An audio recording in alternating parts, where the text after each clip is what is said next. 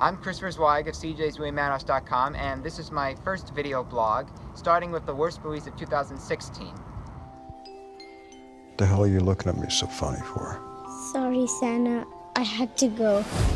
Oh, is that you? I thought it was me. We begin at number 10 with Bad Santa 2, starring Billy Bob Thornton back as the drunken department store Santa who finds himself trapped in the sloppy sequel with tasteless sexual dialogue as jokes. The first movie from 2003 was brilliant, but this is a mess. You've been gone too long, Alice. Number 9 is Alice Through the Looking Glass, another sequel gone AWOL. Tim Burton's replacement is James Bobbin, who's done a fabulous job of bringing the Muppets back on the screen in 2011 and 2014, but has humiliated the likes of Johnny Depp, Helena Bonham Carter, Mia Wasikowska, Anne Hathaway, and Sacha Baron Cohen. This is a time-traveling flop that will leave you begging to go back to the future. With the help of director Zack Snyder, I now fear the future of DC Comics movies, and Batman vs. Superman, my number 8 choice, is an example of how updates and bad casting are the real deal. 3 questions. Why have Superman kill Batman? Why have Gal Gadot's Wonder Woman get the laziest intro in superhero history? And who said Jesse Eisenberg could play the villainous Lex Luthor? I ask you. Bruce Wayne meets Clark Kent. I love it. I love bringing people together. How are we? As far as bad R-rated comedy sequels go, my number 7th choice is Neighbors 2 Sorority Rising, with Zac Efron back as the frat boy, joining forces with Seth Rogen and Rose Byrne, battling a group of sorority sisters who move right next door to them and make their lives a living hell with a series of disgusting and stressful pranks. It's a little hard to call the cops without a phone. Give us that back! No! Oh! What the? It's called a cord, dumbass! Damn old people phone! My reaction towards Bridget Jones's Baby disappointed my parents, but to be honest with you, I never laughed once. Renee Zellweger is back as the British singleton who finds out she's pregnant, and the father is either Colin Firth, the only surviving actor of this mess, or Patrick Dempsey as Hugh Grant's embarrassing replacement. So, this is Dad, I presume. I'm so glad you could be here. This is a unique and marvellous moment. Number 5 is Independence Day Resurgence, the 20-year-old sequel to the 1996 box office smash, which I didn't even care for to begin with. This sequel was no different, with its generic aliens, pathetic characters, and boring battles, which put you to sleep faster than poisonous gas. That is definitely bigger than the last one.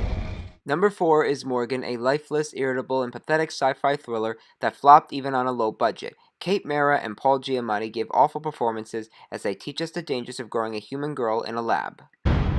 There was joy in her heart before we shoved her back in that box. Danny Glover is the only cast member to survive Almost Christmas, another holiday comedy gone downhill, with J.B. Smoove, Monique, Romany Malco, and Gabrielle Union placing themselves in scenes so irritating and so cantankerous I was begging to get out of the theater. I wasn't expecting you for another day or two. Your room's upstairs. But the liquor's in the dining room. Number 2 is The Boss, a tasteless disaster with the brilliant female comic Melissa McCarthy proving once again that after her 2014 comedy Tammy, she is a terrible screenplay writer, and even the usually adorable Christian Bell, whom I loved in Forgetting Sarah Marshall and Frozen, left me with, dare I say it, a frozen heart.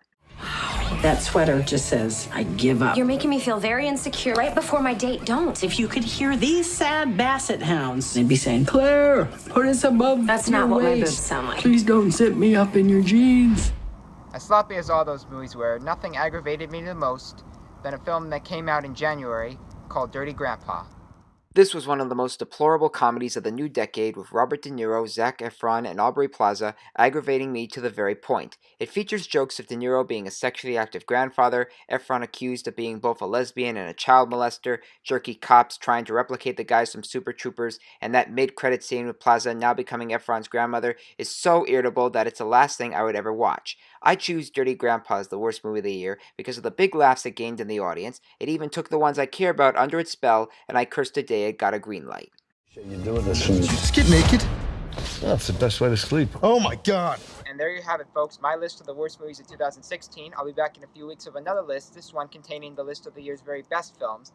Until then, I'm Christopher Zweig, and I review movies from here to there and there to here at www.cjsmoviemadhouse.com.